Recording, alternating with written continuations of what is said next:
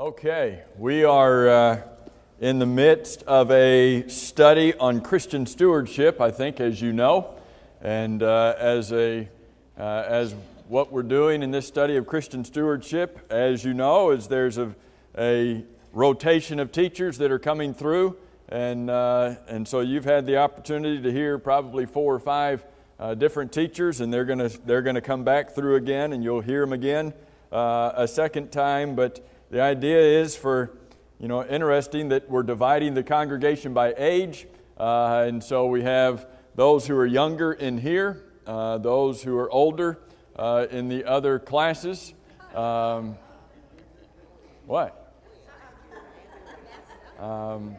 Just seeing if you're paying attention. Amy's laying down over there, so I thought maybe the rest of you, be reclining, and so. But we're dividing by age to try to help enhance our time together and the specific applications we can make through this study. But Christian stewardship is the whole idea of stewardship is something we need to study, something we need to think about. The Bible says a lot about this. The fact in those first few lessons that we've already had talked about the fact that everything belongs to God, and we need to be reminded of that. Not just everything, but every one of us. We belong to God. We're not our own. And so we need to look at our own lives and see how can I use my talent, my time, the things that God's given me for the Lord. They're not for me to simply enjoy for me. They're for me to use for Him in every way I can. And so in this study of stewardship, what we want to do today is look back at the Old Testament and look back at what was giving like during the Jewish age? And you might look at that and say, what in the world does that have to do with us? What does that have to do with me? I'm not a Jew. I'm not living under the Jewish age. I'm not living under the Old Testament. What does that have to do with me? Well, see if you can help me with this verse. In Romans 15 verse 4 it says, those things that were written aforetime, back in the Old Testament, those things that were written aforetime were written for our... Oh, there's something for us to learn. And if there's something for us to learn, is there something for us to apply from what we learn? We're not under that old law anymore, but are there things that we can still come and learn and take and adapt and put into our lives just as they were back then? Well, hopefully. God had a relationship with His people back then. God has a relationship with us today. Can you learn anything from anybody else's relationship with anybody? Did you learn anything from marriage, from other people's marriages, and maybe apply it to your own marriage?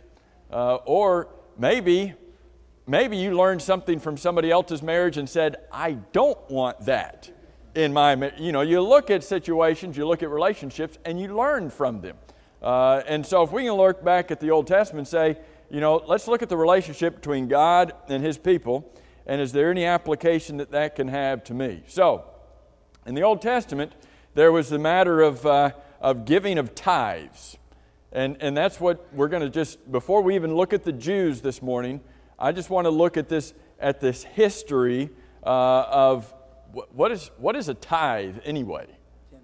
A tenth. That's what the word means. 10% of everything, not just your money. Yes. A tithe meant 10%. It wasn't just talking about money, as we're going to see. It was talking about everything that you had. We think a tenth, and we just think, okay, let's go to our bank account and see what's there, and we'll draw 10% from that. But that's you could say that's what the Jews did, but their bank account included everything, all that they had.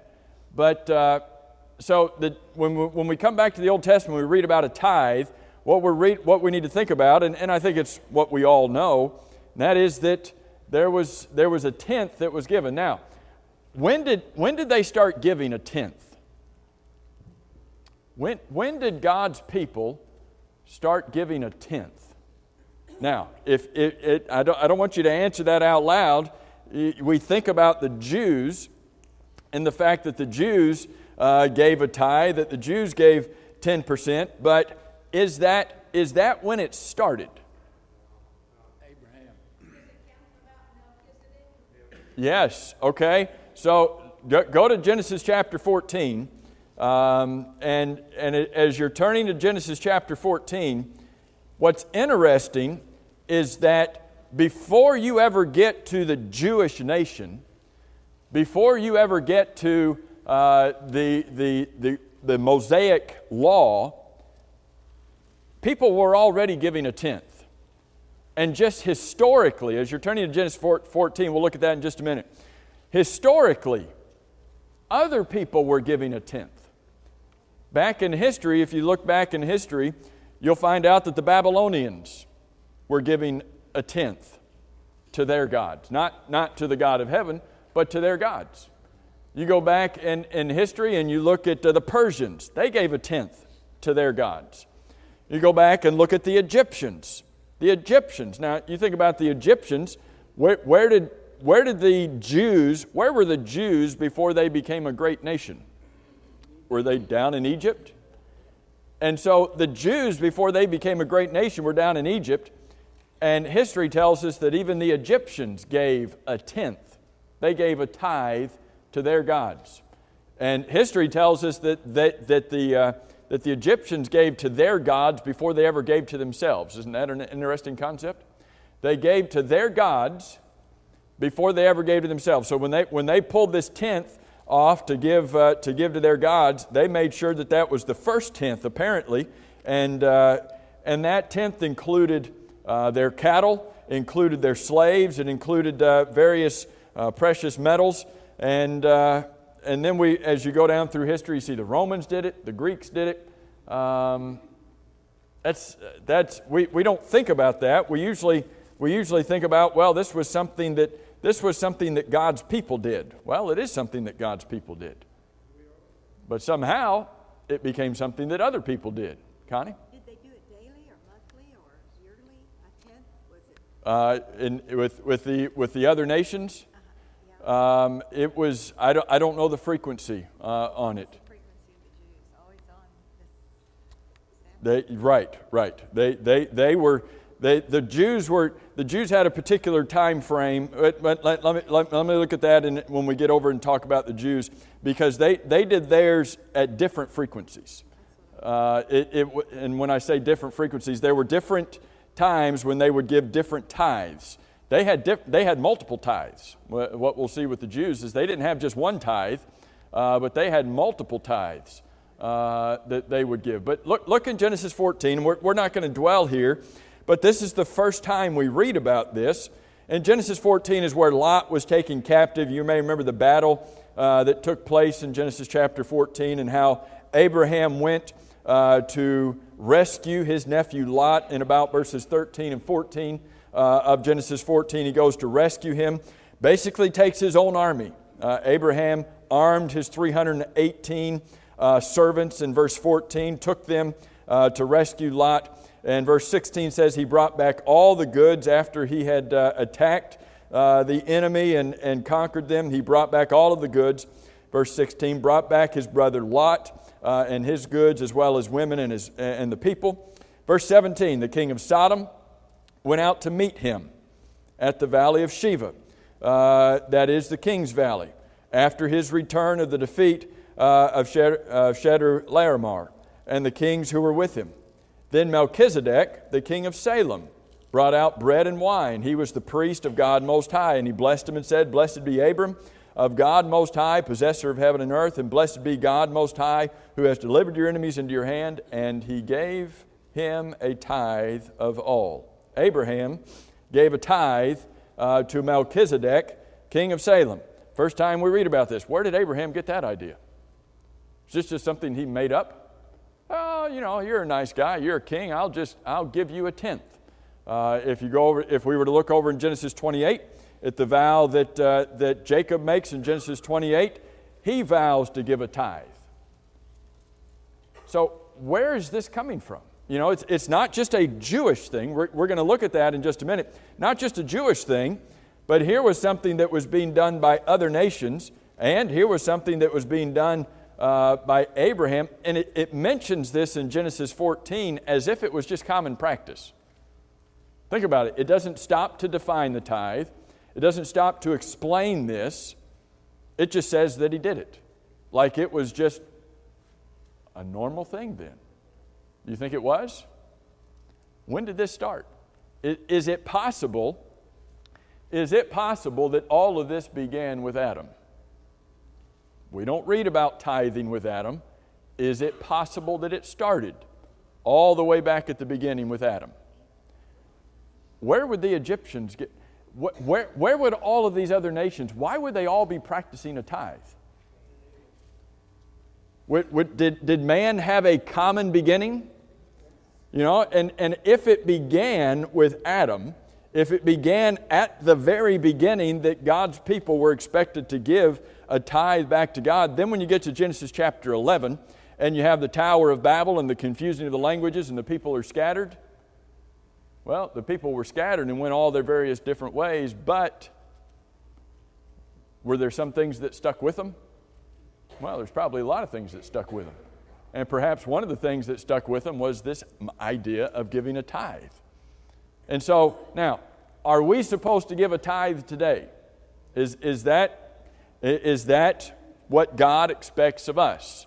We don't live under a law today. We don't live under the law that requires us to give. Now, remember what tithe is. We're not using the word tithe in a general sense, the way some people would just use that word to talk about giving money.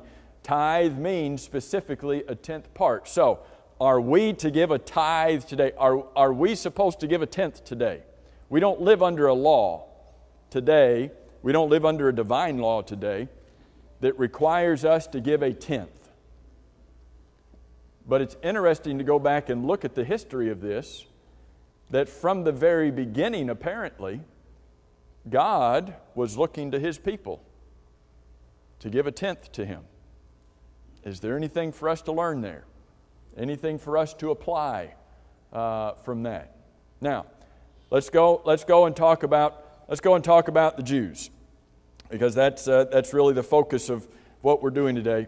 And I don't want to stick here for very long, but I know there are a number of jokes out there about Jews and their money.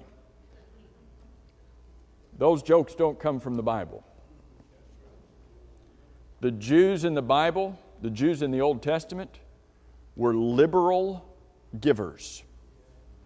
They gave a lot. And so when we think about Jews and their money, we need to think about what did the Jews do in the Old Testament? And what we see in the Old Testament is that there were about three main tithes that the Jews gave. Let's look at these briefly. We won't dwell on them. Look in Leviticus chapter 27, last chapter of the book of Leviticus. Leviticus chapter 27. We're going to read about the first tithe, which was sometimes called the Levitical tithe, sometimes called the priestly tithe. And the reason was because of who that tithe was given to. We won't read all of these verses. We'll just look in verse 30, primarily in Leviticus chapter 27 and verse 30. And it says, "And all the tithe of the land, whether of the seed of the land or the fruit of the land, that tithe is the Lord's. It is holy to the Lord." Now, if we were to back up here in the book of Leviticus, if we were to go forward a little bit into the book of Numbers, God's people were to bring it, the Jews, let's be specific, the Jews were to bring a tithe. Now, who are they supposed to give it to? Where were they supposed to bring it? They're supposed to bring it and give it to the Levites. Look over in Numbers chapter 18. Go to the next book. You're in Leviticus. Go to Numbers chapter 18. And remember this about the Levites. Numbers chapter 18 and verse 20. Numbers 18 and verse 20, the Lord said to Aaron, is Aaron an important figure in the priestly system of the Old Testament? Yes. You shall have, here's what God says to Aaron, you shall have no inheritance in their land, nor shall you have any portion among them. I am your portion and your inheritance among the children of Israel. Behold, I have given the children of Levi all the tithes in Israel as an inheritance in return for the work which they performed, the work of the tabernacle of meeting. Hereafter the children of Israel shall not come near the tabernacle of meeting, lest they bear sin and die, but the Levites shall perform the work of the tabernacle of meeting. They shall bear their iniquity. It shall be a statute forever throughout their generations, that among the children of Israel they shall have no inheritance. For the tithes of the children of Israel, which they offer up as a heave offering to the Lord, I have given to the Levites as an inheritance. What's God saying to the Levites? When you go into the promised land, how much land are you going to get? Well, let's see. Judah's going to have their land, and Benjamin's going to have their land, and all the other tribes are going to have their land, and Levi's going to be like, what do we get? You don't get any land. Well, that stinks. We're the Levites. We're the ones who, we stood aside for the Lord. When nobody else would stand for the Lord, we stood for the Lord. Now we're going to the land, and we don't get any land. Why don't we get any land? Because God has set you apart. What's your purpose as a Levite? Your purpose is to serve at the tabernacle. Is God going to take care of you? Oh, absolutely. What's happening with these tithes? This 10% that all the other tribes bring, what's happening with that? It's being brought to the Levites.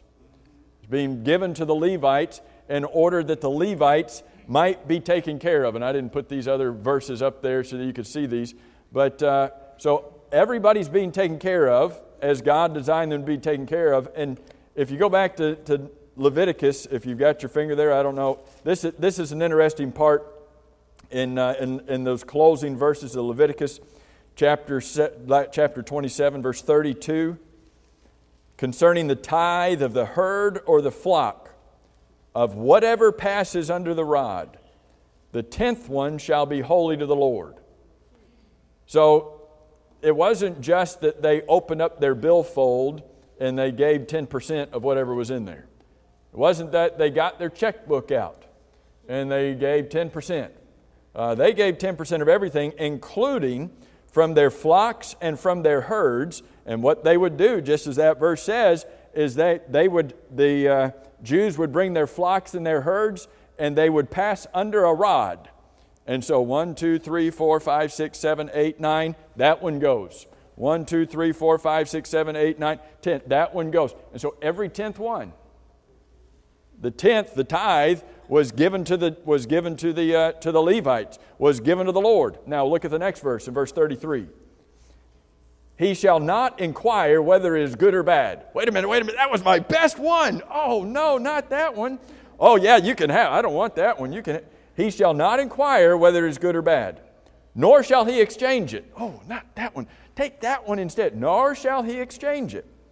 And if he exchanges it all, I've got to have that one, then both it and the one exchanged for it shall be holy. It shall not be redeemed. So you want to exchange it? Great. I'll give you this one for that one. Perfect. God gets both of them. Interesting way to deal with that. But when you think about this matter of tithing, everything was a part of this. Everything was given as a part of this Levitical priestly tithe. But then go to Deuteronomy chapter 14. In Deuteronomy 14, we read about a different tithe. We're reading about a second tithe. What do you mean a second tithe? I've already given 10%. You mean there's another 10%? Well, Deuteronomy chapter 14. You read about what's sometimes called by individuals a festival tithe. The Bible doesn't call it this, but notice how this one's described a little differently because it's a different tithe. Verse 22, Deuteronomy 14, verse 22. You shall truly tithe all the increase of your grain that the field produces year by year. And you shall eat before the Lord your God in the place where He chooses to make His name abide, the tithe of your grain and of your new wine and of your oil, of the firstborn of your herds and of your flocks. Why are we doing this tithe? That you may learn to fear the Lord your God always. So here was a tithe that was made and given wherever the Lord chooses His name to abide. Well, where ultimately for the Jews? Ultimately, where did that happen? What city did God choose ultimately for His name to abide for the Jews? In Jerusalem. And so they would be responsible for making yearly treks to the city of Jerusalem and there bring this tithe with them. And when they arrived there, interestingly in verse 23, they were to partake of this tithe. Now, not just them. Look down to verse 27, lest we forget who else was supposed to be there. Verse 27, you shall not forsake the Levite who is within your gates, for he has no part nor inheritance with you. So here was a tithe that they were to take to Jerusalem, or wherever the Lord at that time had made His name to dwell. They were to take that tithe there with them, and when they arrived there, they were to eat it, to consume it when they arrived, and also the Levite with them. Verse 24 says, but if the journey is too long for you, if you live in West Palm Beach and you've got to take this tithe all the way to St. Louis, if you've got to get all the way to Jerusalem, and if that journey is too long for you, so that you're not able to carry the tithe, for you carry a check, you carry some cash, you're able to do that. What if your tithe that you were going to give to God included, let's say 1,000 sheep? What are you going to do then? You're just going to load them up in your U-Haul and take them off? Are you going to, God gives a contingency plan here. Or if the place where the Lord your God chooses to put His name is too far from you, when the Lord your God has blessed you, then you shall exchange it for money. Take the money in your hand. Go to the place where the Lord your God chooses, and you shall spend, when you get there, where you shall spend that money for whatever your heart desires, for oxen or sheep, for wine or similar drink, for whatever your heart desires. Well, wait a minute, is that just for you? You get to do whatever you want with it? No. You shall eat there before the Lord your God, and you shall rejoice, you and your household. What an interesting tithe that you were to take. Now, is this a fair question? Could you eat 10% of everything that you have? Some of you probably shouldn't say yes and just say no. I mean, could you eat 10%? I mean, forget just 10% of everything you have. Just think about 10% of the food in your house. Could you go home today, maybe you don't want to answer this out loud, and eat 10% of the food that's in your house right? Well, no. But that's just what's in your house. What if you had flocks and herds? What if you had grain? What if you had fields? And 1/10 of that was to be. So when you think about this eating and partaking, were they eating all of it themselves? No. And so this was for others as well, but especially, don't forget verse 27, that this tithe was also to be for and include the Levites. But here's a second tithe that they were supposed to give. Now, go to Deuteronomy chapter 14. Because then in Deuteronomy 14, there is another tithe. Those first two were annual tithes. They did them once a year. This tithe, later on in chapter 14, down in verse 28, is every third year, sometimes called the poor tithe. The Levite, that's verse 29. Verse 28, at the end of every third year, you shall bring out the tithe of your produce of that year and store it up within your gates. And the Levite, because he has no portion nor inheritance with you, and the stranger and the fatherless and the widow who are within your gates, that's key, may come and eat and be satisfied. Well, why are we doing this tithe? That the Lord your God may bless you in all the work of your hand which you do. So we've had one tithe that they were to offer that was called the priestly, the Levitical tithe. We've had that other tithe, the festival tithe that they would do once a year and go and partake of it even themselves in Jerusalem. And now here's a tithe that they do every third year that's particularly for the poor, the fatherless, the widows, those who would be in need. But notice that it says who are within your gates. This wasn't those who were in need in some other city. This was for those who were in need in your city, that they were to lay it up every third year so that they would know, or so that the Lord would be able to bless them. Are these the same tithe? You've got tithe. Wow. Did the Jews give 10%? Or did they give more than 10%? They gave more than 10%. Is there anything for us to glean from that? That God called upon them to gather everything all of their possessions, and to use whatever they had for Him, but He always looked at that as belonging to Him, and that what they were doing was giving back to Him what already belonged to Him. But if you look back at Abraham giving a tithe, he gave 10%. You look at the Jews, did the Jews give a tithe? Yes, but more than one. Now, was this all that they gave? Well, there were other offerings. Look in Leviticus chapter 19. You have these tithes that were made, but then there were other offerings and other things by which they were to give of what they had. Look in Leviticus chapter 19, and you will know this. Verse 9, he says, when you reap the harvest of your land, if you're a landowner, you have crops out in your field, and you go out to harvest time, God said, you shall not wholly reap the corners of your field. Wait a minute. Sometimes the corners are the best, right? You ever eaten a pizza that had corners? It wasn't a round pizza. It was a square pizza. Sometimes the corner pieces are the best. What do you mean?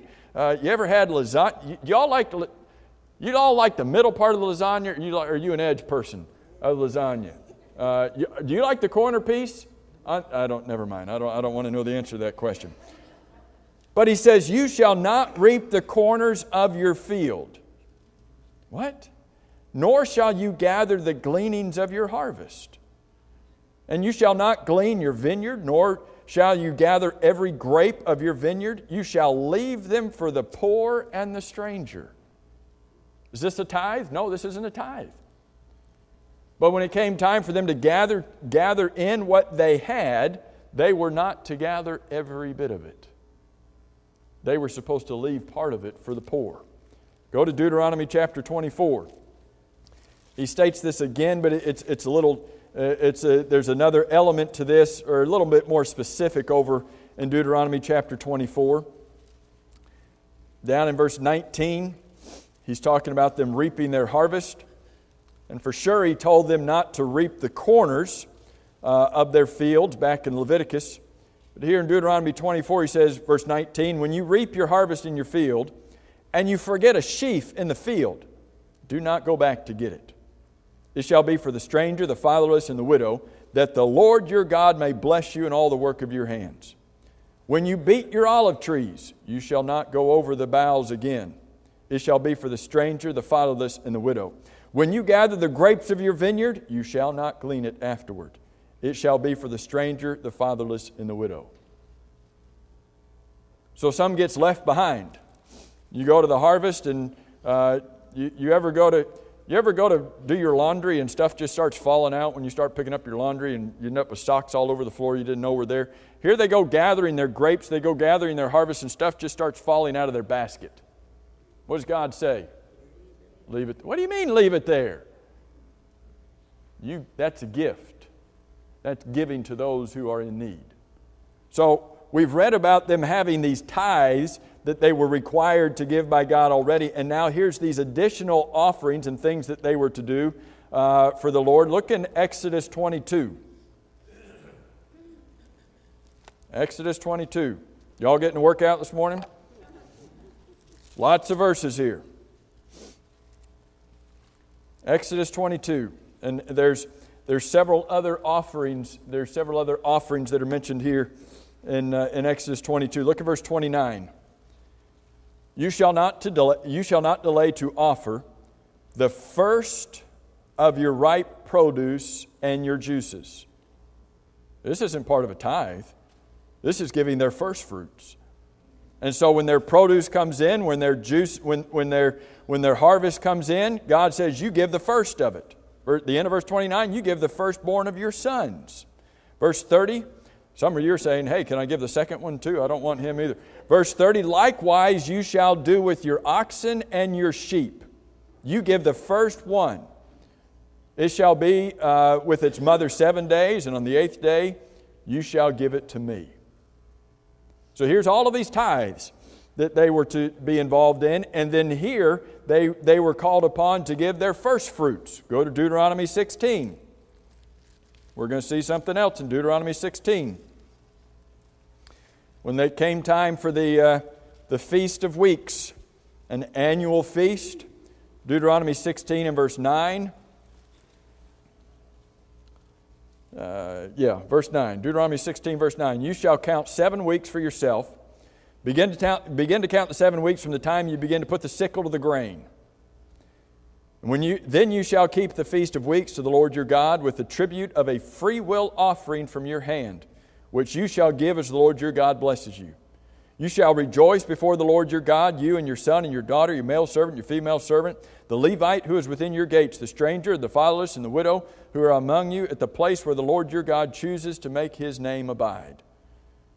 So here was something that was involved with just what being called a freewill offering. So you put all of these together. Is there perhaps some overlap between some of these offerings? Well, perhaps. But there are definitely some defined tithes that he lays out. There was the matter of giving of their first fruits. There was a matter of not gleaning the corners, not picking up the things that were dropped. And here we're reading about another free will offering. How much did these people give? I think you could easily say that they gave at least 30%. They gave at least 30% of what they had to God. Somebody says, well, I'm glad I don't live under that law anymore. That's just a lot to have to give. We don't live under that law. We don't live under a law that says give 30%. We don't live under a law that says give 10%.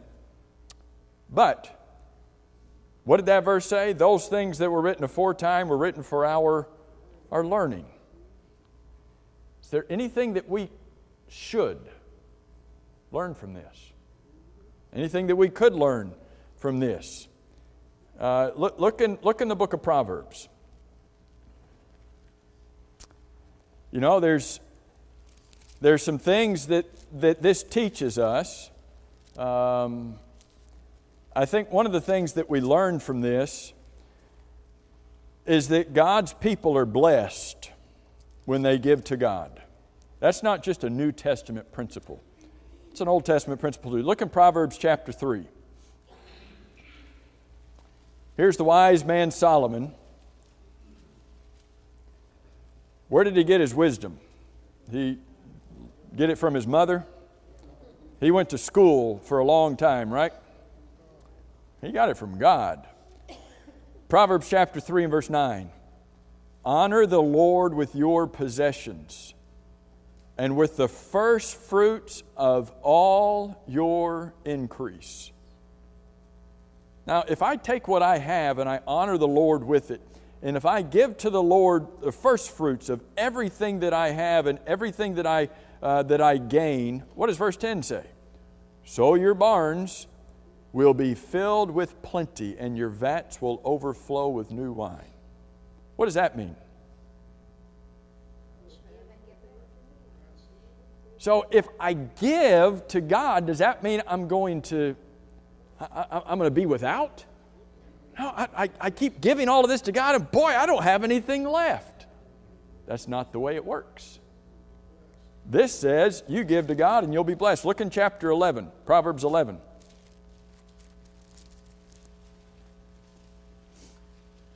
There's a contrast that's drawn here in Proverbs chapter 11. Verse 24. There is one who scatters, yet increases more. There is one who withholds more than is right. Oh, I don't know if I want to give that much. And it leads to what? Oh, you want to keep it to yourself? Okay, keep it to yourself. It leads to poverty. Verse 25, the generous soul. How can this happen? If you're giving something away, how can you be made rich? That just doesn't work. You give, but this says the generous soul will be made rich. And he who waters will also be watered himself. There's some principles that God lays out here that says, when we give to God, are we going to be without? Are we going to be lacking in any way? No. Old Testament principles say God's going to continue to bless you. But what happens if I don't give to God as I should? Look in the book of Malachi, last book of the Old Testament. Go to Matthew and just turn back a book.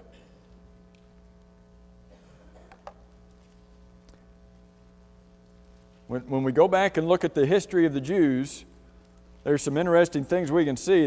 We see about the blessings that God gives to those who give, but what if I don't give the way I should? Think about this being the last book in the Old Testament. Think about this being the last prophet of God for 400 years.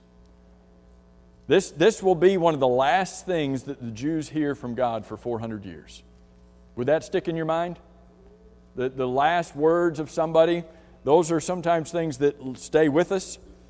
Well, what is one of the things that God says in these last words? Malachi chapter 3, verse 8. Will a man rob God? Think about I know you've heard that verse before and you've heard that question. Imagine being a Jew and you heard that for the first time. Will a man rob God? Malachi, you're not very smart, are you? Malachi, why would you ask us that? Of course we wouldn't rob. Who's going to rob God? In fact, how could you rob God? You going to gunpoint? I mean, how are you going to rob God? Malachi, you've lost it. Why are you asking that kind of question? Will a man rob God? Yet you have robbed me. But you say, what did God know? They're going to say, God, how have we robbed you? That doesn't make any sense. How had they robbed God? The end of verse 8. In tithes and offerings. No, God. In our tithes and offerings, we're giving to you. And when we're giving to you, how can we be robbing from you? That's like backwards. We're giving to you. How can giving to you be robbing you? That's backwards. You are cursed with a curse, for you have robbed me, even this whole nation. How could they have been robbing God in their tithes and their offerings? Got any ideas? It all belongs to God. Okay. They're not giving back to Him what they're supposed to be giving. Okay. So if it all belongs to Him and I hold on to what I'm supposed to give to Him, what does God say? I'm robbing Him. So here they are in the quality of their tithes, in the quantity of their tithes, they are holding back from God, and God's view of that is, you've robbed me. But His promise is, you can make that different in verse 10. You can change that. So He says, bring all the tithes into the storehouse, that there may be food in my house. And now test me. Try me in this, says the Lord of hosts, if I will not open for you the windows of heaven and pour out for you such a blessing that there will not be room enough to receive it. So here were ones who had held back from God, and God says, I'm going to hold you to account. I'm going to hold you to account for having held back from me, but if you will change and come back and do what you're supposed to do, I will pour out a blessing on you that you won't even be able to handle. So, how does all of this apply to us? What can we learn from the Israelites? We don't live under a law that requires us to give a tithe. The word tithe is not a New Testament word. It's not a word found in Christianity. The word tithe is back in the Old Testament. It's not something that we're bound by. So God does not require us to give a tithe. Well, as Christians, what does God require of us? God calls us to abound in our giving. He calls us to give bountifully. He calls us to give with liberality. He calls us to give as we have prospered. He calls us to do so with cheerfully, because our cheerful giving will be an expression of our love. God doesn't put a dollar amount on it. He doesn't put a percentage on it, but He puts these qualifications, these qualities ought to be involved in how we give back to our God. But here's what I want you to think about. This lesson challenges me personally. Because I go back to the patriarchal age, and how much did they give in the patriarchal age? They gave a tenth. They gave 10%. I go to the Mosaic age, and how much did they give in the Mosaic age? They gave a tithe. They gave a tenth. They gave 10%. I live in the Christian age. Do I think I could give less? Because now I'm in the Christian age and I don't live under those ages that required a tenth?